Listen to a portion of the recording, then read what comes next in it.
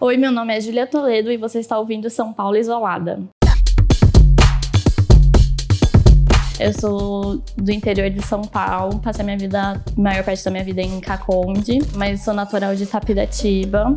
Vim para São Paulo em 2014 cursar faculdade.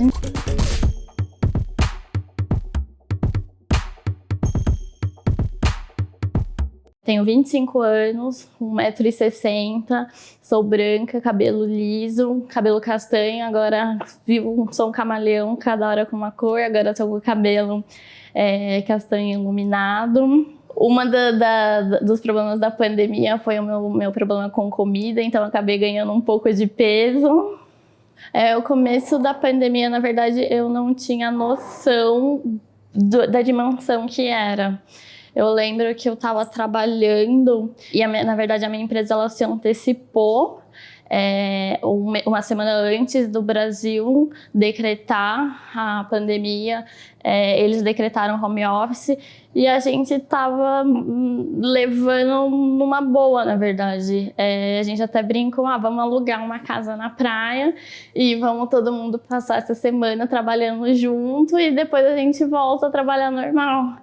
E dessa uma semana a gente está aqui até hoje. É bizarro como ninguém tinha dimensão do que ia se tornar, né? Porque eu lembro da gente passar pelo surto da dengue, pelo HN1, né? Gripe suína. Então eu imaginei que fosse mais ou menos isso que ia acontecer. Mas não, foi tomando uma dimensão tão grande. E até que a gente acabou sendo comum o nível que a gente tá, né? Ver tanta morte por dia. É bem bizarro. Como que foi essa movimentação sua? O que aconteceu desde o começo da pandemia até aqui? Muita coisa. No começo da pandemia eu morava em Osasco com a minha irmã. A minha empresa decretou home office. E aí eu já comecei a surtar, porque eu odeio ficar em casa, odeio não ter o que fazer. E aí foi também quando eu comecei a ter uma relação meio abusiva com a comida, né? Porque era a única coisa que eu tinha para descontar ou que eu tinha como diversão. E aí também entrou um pouco dessa questão de é isso que eu quero para minha vida. Eu sempre falo que eu não sei o que eu quero da minha vida no crise existencial, mas acho que isso ficou mais evidente. E tipo, se eu morrer amanhã, eu estou fazendo algo que eu queria fazer. Então isso começou a pipocar mais forte e eu resolvi que eu queria experimentar novas áreas, né, no ambiente profissional. Aí eu comecei a me candidatar em novas vagas e foi quando eu resolvi pedir demissão da minha empresa. E era uma empresa super estável, estavam super bem, e eu resolvi ir para um mercado totalmente instável, que é de hotelaria. Tava os hotéis todos fechados. Exato. Mas assim, fui de 8 a 80 mesmo. Me joguei, saí da zona do conforto. Quanto tempo você estava nessa outra empresa? Eu estava há quase 5 anos. E eu cresci muito rápido lá. Eu já estava como analista pleno, quase indo para sênior. E aí eu resolvi, então, pedir demissão, fui para esse mercado, tipo, de olhos fechados. Isso foi quando? Foi em agosto do ano passado. Foi uma loucura, na verdade. Mas foi bom. Porque aí lá eles viam um pouco diferente, né? Não era tão estruturado. Então eu comecei a ir para o escritório algumas vezes e aí eu vi que isso me aliviou muito, sabe? Eu saí um pouco, respirar um pouco, ter contato com pessoas, por mais perigoso que fosse, né? Mas acho que isso que me ajudou a segurar ali na pandemia, ter um lugar novo, pessoas novas e poder sair um pouco de casa, senão eu ia surtar. Porque eu sou muito ansiosa, eu comecei a ter crise de ansiedade de ficar dentro de casa e de não ter perspectiva de nada, sabe? A gente não conseguia marcar uma viagem, fazer um plano, fazer nada. Aí, nisso, a minha irmã, que morava comigo, ela foi pra casa dos meus pais, que ainda moram no interior, e eu fiquei sozinha. E o Fê O Fê é o namorado da Júlia. Ele morava aqui com uns amigos dele. E aí, os amigos dele também, cada um foi para casa dos pais. E aí, pra gente não ficar sozinho, ele foi para um apartamento. Então, a gente estava praticamente morando junto. E é bizarro porque, pra mim, sempre foi um passo muito grande de relacionamento, morar junto. Era um passo que eu sempre tinha muito medo de tomar. E foi uma coisa muito natural que foi acontecendo. E aí a gente resolveu vir para esse apartamento, tipo, o nosso apartamento, compramos, imobiliamos do jeito que a gente queria e resolvemos dar esse passo. Engraçado, não é? Porque parece que a pandemia separou muita gente. Mas não, isso uniu muita gente, né? Eu e ele. Por mais que a gente tivesse 24 horas junto, você vê todo momento a pessoa, os momentos bons e ruins. Mesmo assim, fez com que a gente quisesse dar esse passo e vir morar juntos. Então, foi legal nessa parte. Eu acho que foram duas coisas assim, mais drásticas que mudaram aqui na minha vida, na questão de carreira e pessoal. Uhum, sim. E como que tá sendo viver essa mudança? Olha, tá sendo bem legal. Não vejo a hora de voltar para a vida, na verdade. Que eu, na minha cabeça, eu não sei se isso é bom ou ruim, mas na minha cabeça isso daqui ainda é algo passageiro, né? Porque tem gente que ainda fala, um novo normal. Não, pra mim isso não é um novo normal. É um passageiro e depois a gente vai voltar. Óbvio que nem tudo volta a ser como antes. A gente sempre tem que ter um cuidado a mais e a gente vai aprender a conviver com esse vírus. Mas a gente vai voltar a sair, a voltar para a rua, voltar a trabalhar.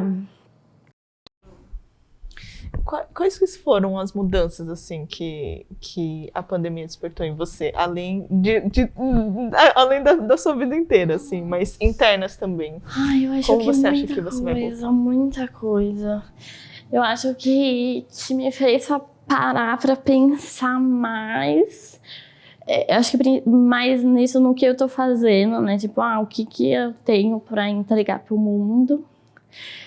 Eu acredito muito que as coisas acontecem por um motivo, né? Tipo, infelizmente a pandemia está acontecendo por algum motivo, né? Para fazer as pessoas pararem para pensar. O ser humano é um caos, está destruindo o planeta, está destruindo um ao outro. E então talvez seja para amenizar isso, para fazer o ser humano parar, refletir. E aí, às vezes eu falo, não, acho que a gente já aprendeu, né? Já sofreu o suficiente. E aí a gente eu vejo outras pessoas e falo, não, a gente ainda não aprendeu.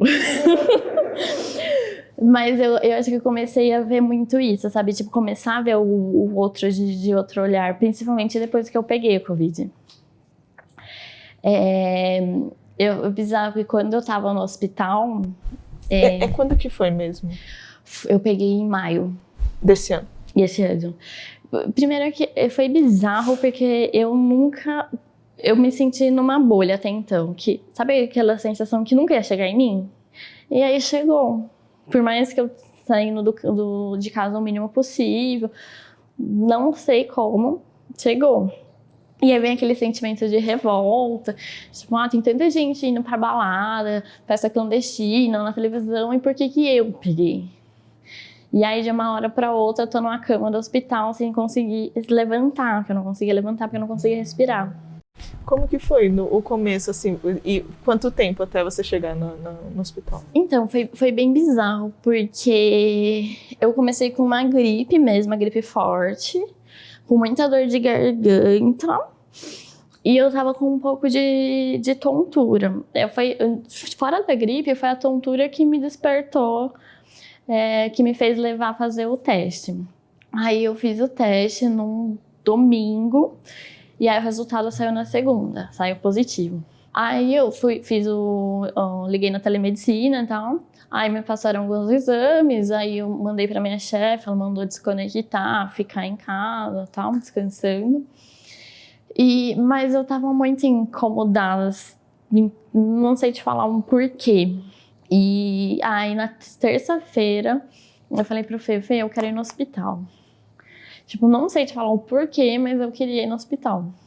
Aí eu fui aqui no São Camilo, e aí eu falei, tô com Covid, e eu queria fazer teste, fazer exame pra ver se tá tudo bem. Tudo bem não tava, né? Mas pra ver, na medida do possível, como que eu tô. E aí ele pediu, o primeiro exame que ele fez foi o pulmão, né? Aí eu fiz o exame, aí eu voltei pra sala do médico, aí ele falou, eu vou pedir uma ultrassonografia, porque tem uma mancha no seu pulmão. Aí eu já fiquei, meu Deus. Mas até então eu tava muito tranquila, eu tava andando pra lá e pra cá no hospital, tava pensando no que eu ia almoçar chegando em casa. E de respiração você não Até notou? então tava normal. Isso na terça de manhã.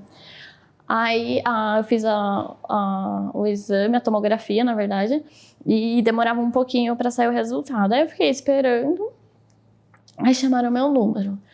Aí eu entrei de novo no médico, com o médico, e ele falou, já tô pedindo a sua internação, porque o seu pulmão tá de 25% a 50% comprometido. Do nada. Nossa. E só tava eu, porque não pode entrar acompanhante, né? Aí eu, como assim? Nisso eu já comecei a chorar, né? Ele, não, calma, é mais por prevenção, pra você ter um acompanhamento. Aí você pode sair, o enfermeiro já vem te buscar. Não deu tempo de falar com ninguém.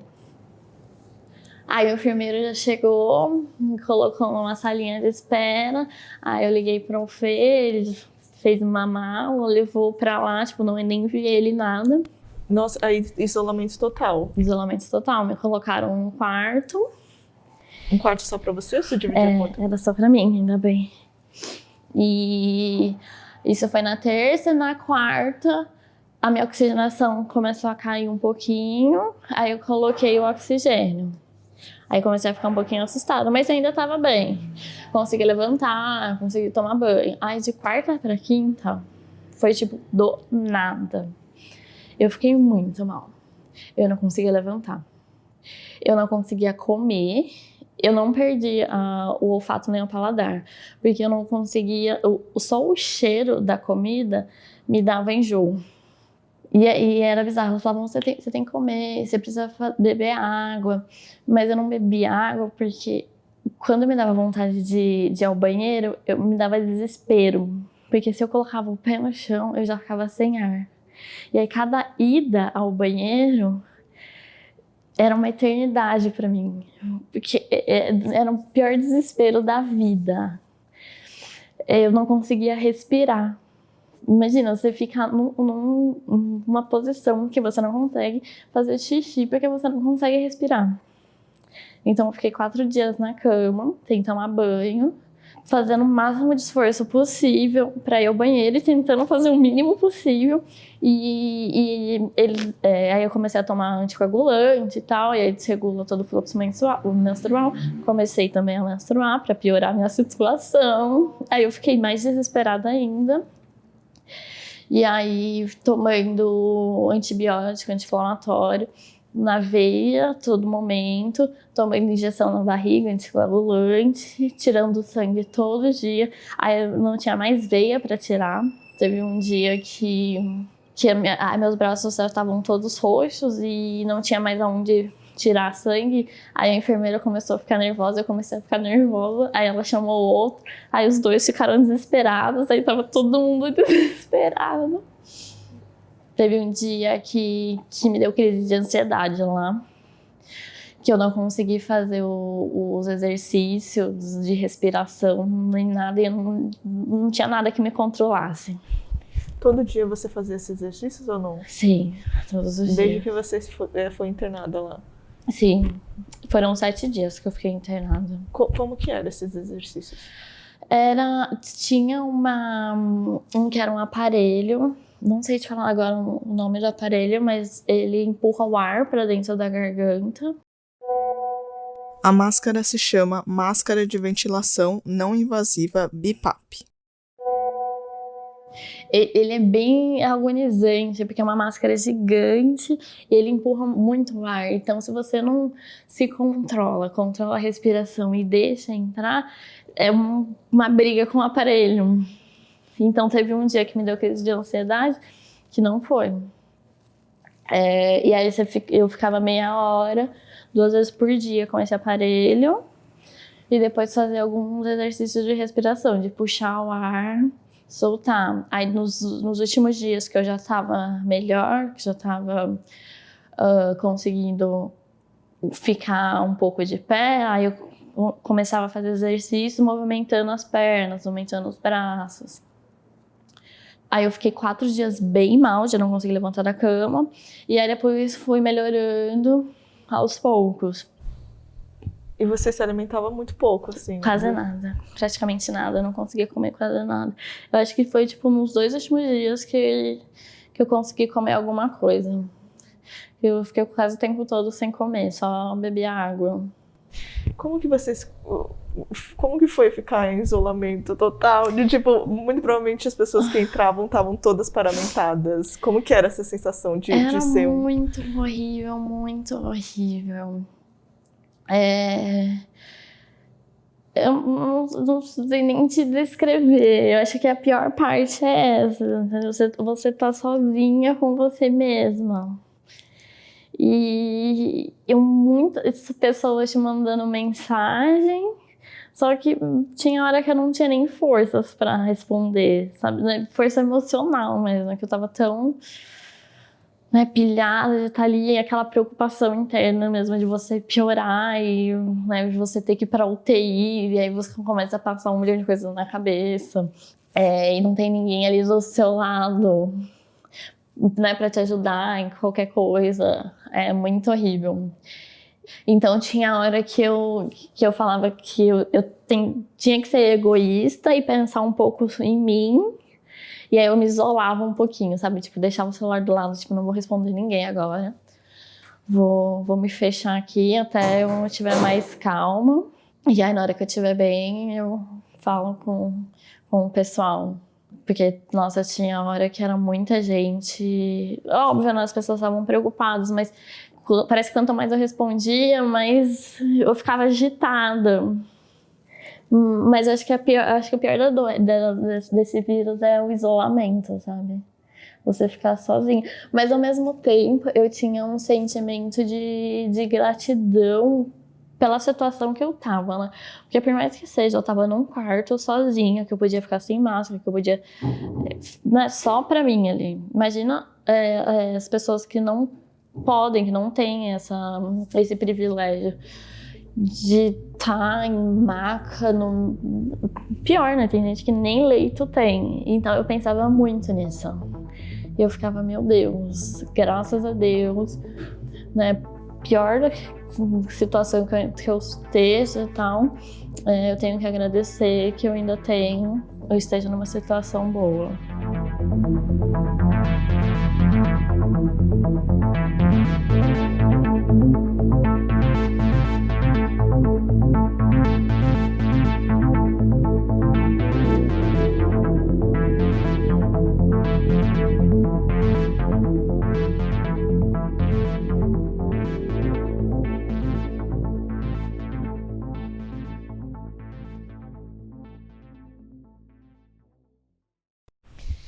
E como que foi esse pós? Como que foi você sair do hospital? Eu achei que eu tava bem. Eu saí muito tranquila.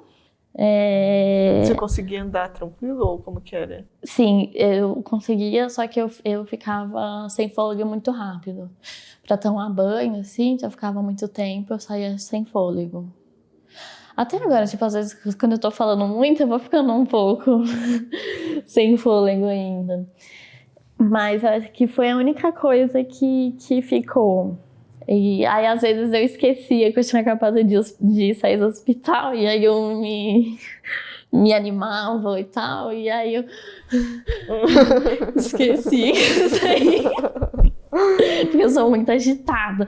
E aí a sua mente, imagina, tava 7 dias no hospital, fechada, sem ninguém, a minha mente tava voando, mas o meu corpo não tava acompanhando. Aí às vezes eu ia e aí meu corpo, não, Júlia, calma. E aí eu ficava... Mas eu achava que eu tava muito bem, e até eu faço terapia, né, e a primeira vez que eu fiz, a terapeuta perguntou, como que você tá? Eu tô sentindo muito bem. É bizarro, tá? Porque eu achei que eu ia estar mal pela toda a situação que eu passei. Só que aí ao longo que as semanas foram passando, eu percebi que eu não tava tão bem assim.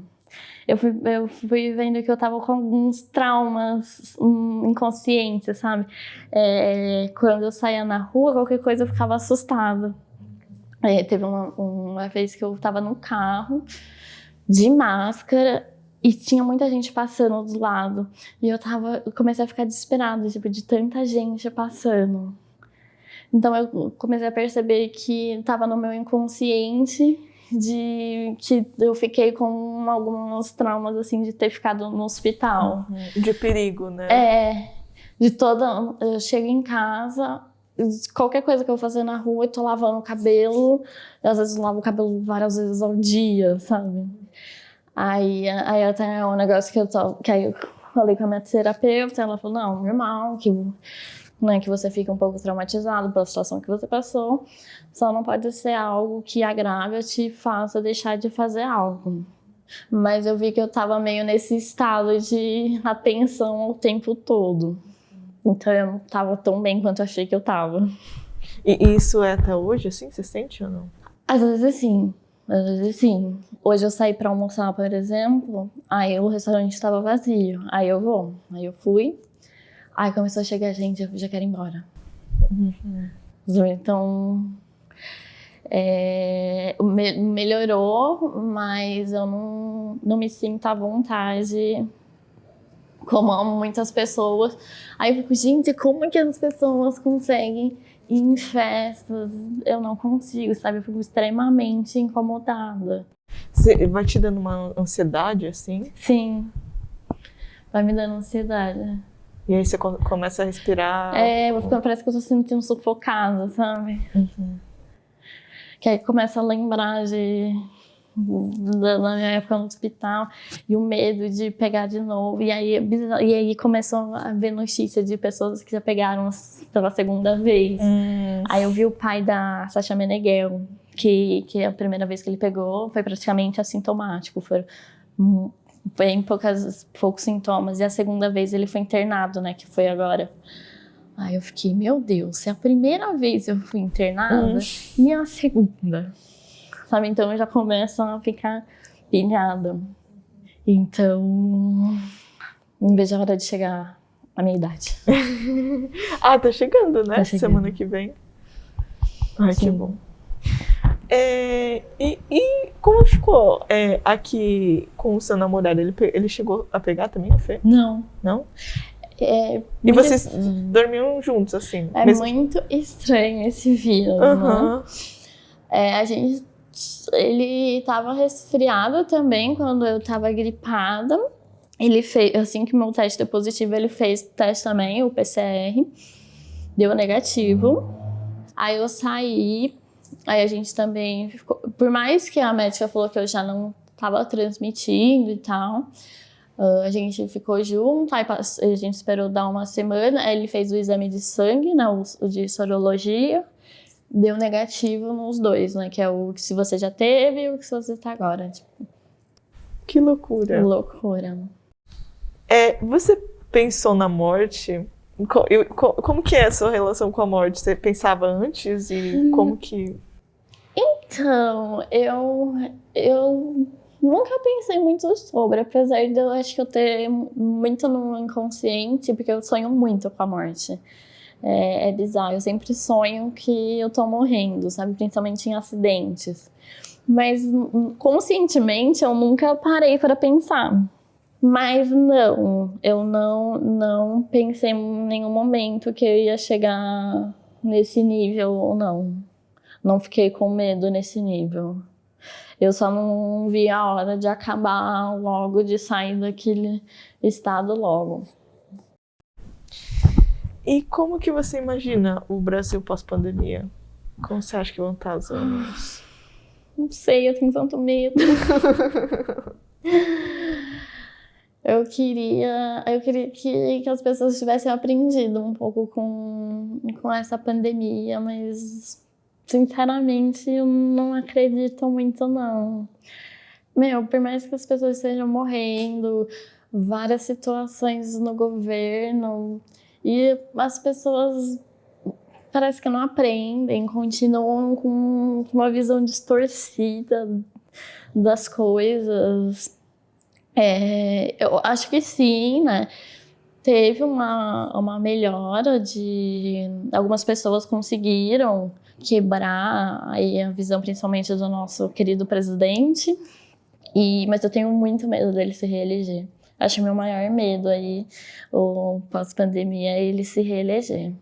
Aí é que a gente não aprendeu nada com o que a gente passou. Mas eu espero muito que pelo menos a maioria das pessoas tenha aprendido pelo menos a pensar um pouco no próximo, a se cuidar um pouco mais e a cuidar um pouco do planeta que a gente vive, né? Que eu acho que a pandemia, não só a pandemia, quanta coisa que está acontecendo no mundo esse ano, né? Eu tava lendo esses dias nas chuvas na China, na Europa também que está acontecendo. E parece que tudo na verdade, é a reação do que a gente faz para a Terra, né? Ela só está reagindo. Então, eu só espero que as pessoas parem diminuam os atos, né, contra a Terra, porque senão, infelizmente, essas situações só tendem a aumentar. E eu espero que a gente não acabe assim. Sim, amém. E como que você avalia os governos lidando com a pandemia? Isso, tanto o governo federal e estadual? Horrível, né? Horrível. A gente pegou o pior cenário possível para ter uma pandemia. Eu acho que foi um teste de uma prova de fogo mesmo. Vocês não elegeram, não queria? Então toma. Mas eu não esperava que fosse tanto, sabe? Eu imaginei que ia ser ruim, mas eles se superaram. Como que deixaram tanta gente morrer, sabe? Sendo que tinha... No começo, ok não, né? Mas as pessoas... Começou o vídeo, as pessoas morrendo, todo mundo correndo pra descobrir a vacina, descobrir a cura. Aí acharam... E aí fica nessa de umas brincadeiras idiotas contra a ciência, em vez de salvar a vida das pessoas. Eu acho que eu não sinto tanta raiva do governo quanto eu sinto raiva das pessoas que defendem o governo. Sabe, como que você ainda defende, como que você pensa em eleger uma pessoa que faz isso? Uma pessoa que tá vendo várias pessoas morrendo por dia e tá ganhando dinheiro em cima de vacina, ganhando dinheiro em cima de mortes. Fala sério. Não dá. E aqui em São Paulo? Na verdade, aqui eu tenho... a minha opinião é que eles não fazem mais do que a obrigação deles.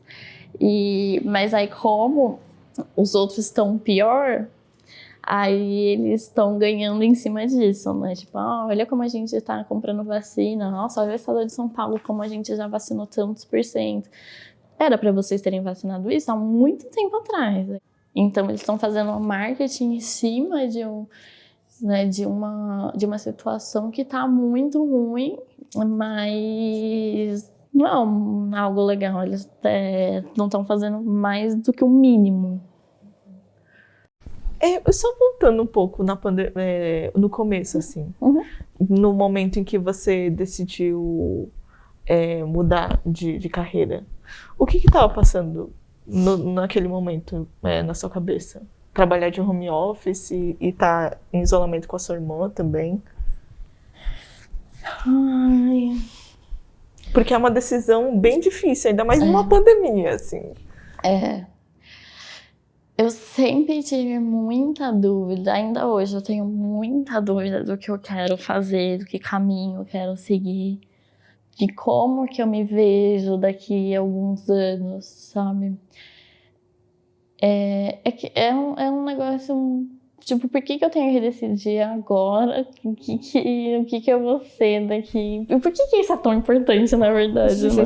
É um peso muito grande. Na verdade, é um peso muito grande que colocam na gente desde criança, né? A gente cresce com isso na cabeça, tipo, o que você quer ser quando você crescer? E aí você cresce com esse sentimento, com essa cobrança, e isso vira um negócio interno muito grande. Pelo menos foi o que aconteceu comigo. E aí eu tô nessa até hoje, eu não sei. Eu tenho, na verdade, eu queria ser aquela tipo de pessoa que nasceu com um dom, sabe? Aquela Júlia nasceu pra ser aquilo. Mas não é. Eu ainda não me encontrei, não achei meu propósito. Mas, tipo, será que existe isso? Será que existe um propósito? Todo mundo tem um propósito, todo mundo nasceu com um dom pra fazer tal coisa. Eu disse, não. Eu comecei a refletir muito quando lançou o filme Soul. E aí o Eloy já fala, né, tipo, nem tudo precisa ter um propósito, um objetivo. Mas eu meio que fico procurando isso. E aí por isso eu acho que eu tenho que me conhecer e me testar. Né? Então, eu me conhecia num ambiente X, ali onde eu estava. Então, vou para um totalmente contrário. Foi mais ou menos isso. Vou sair totalmente da minha zona de conforto. Vou para um ambiente que não tem nada a ver com o que eu tô agora, para ver como que eu me sinto ali. Como você imagina que você vai sair da pandemia? Como que você vai ser essa nova Júlia? Nossa, eu acho que eu mudei tanto nessa pandemia. Eu acho que eu tô muito mais aberta a aprender, a ouvir os outros, a não julgar o próximo, tipo, uma opinião, atitudes de outras pessoas. A compreender também as decisões de outras pessoas, né? Tipo, por que ela resolveu sair de uma puta empresa pra uma outra no meio de uma pandemia? Cada um tem a sua história dentro de cada um. Às vezes o interno é muito mais forte do que qualquer outra coisa. Então, eu sempre fui muito de valorizar o momento, muito. As minhas amigas falam, né, que eu era a pessoa que puxava, né? Gente, vamos aproveitar, daqui a gente morre amanhã e aí a gente não aproveitou. Eu sempre fui muito assim, eu acho que vai ser mais ainda, né? Eu gosto muito de viajar, de sair com os amigos e aproveitar ao máximo. E acho que isso só tende a aumentar. Legal. E o que você quer pro futuro do Brasil? Ai. A primeira coisa é que eu não quero o Bolsonaro como presidente. Ai, não sei. Primeiro, eu acho que tinha que começar de novo. Eu acho que o melhor seria começar de novo. Vamos devolver os índios e começa de novo. Mas não sei, eu acho que tem muita coisa errada, muita coisa. A política é a base de tudo. O problema foi até um post que o Dória fez esses dias. E aí foi como uma amiga minha me falou, odeio o Dória porque ele me faz concordar com ele. Que a gente acha que na eleição só tem 2 partidos. Que, por exemplo, no ano que vem é Lula contra Bolsonaro. E não é isso. Olha quantos candidatos tem, quantas propostas legais tem. Então, acho que a gente primeiro precisa abrir aqui a cabeça e tirar esse negócio desses 2 partidos e começar a levar a política a sério, que a gente não leva a sério, né? Mas acho que primeiro é levar a sério a política, para a gente começar a levar a sério e os outros partidos ver que o mundo não gira em torno só de 2 partidos, né? Ver as outras propostas, os outros candidatos e acho que reformar tudo, né, em questão de política. E aí vai ser a base para conseguir reestruturar todas as outras coisas, como cultura, educação, ministérios, enfim. E o que você quer para o seu futuro? Ai, difícil. No momento, eu só queria poder sair sem preocupação com Covid nem nada. Mas... eu não sei, eu sempre me pergunto isso. O que eu quero pro meu futuro. É bizarro, porque eu acho que depois dessa pandemia ficou mais forte em mim, que eu quero sair do país. E é um pouco triste, né? Tipo, por que você quer sair do seu país?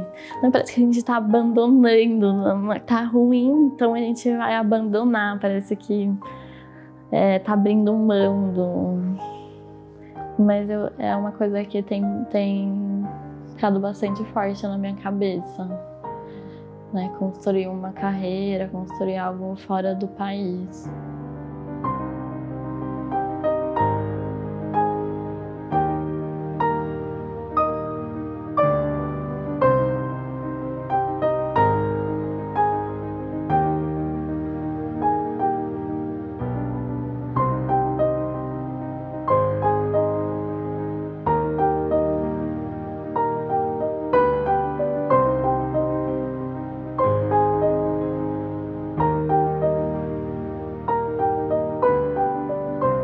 O podcast São Paulo Isolada é um projeto independente criado por mim, Isabela Yoshimura. Veja mais fotos no nosso Instagram e também no nosso site, o saopauloisolada.com.br. Se puderem, fiquem sempre em casa. Preservar nossas vidas no momento atual é o mais importante para a gente voltar com tudo nesse futuro que está se abrindo sempre. Uma boa semana e até o próximo episódio.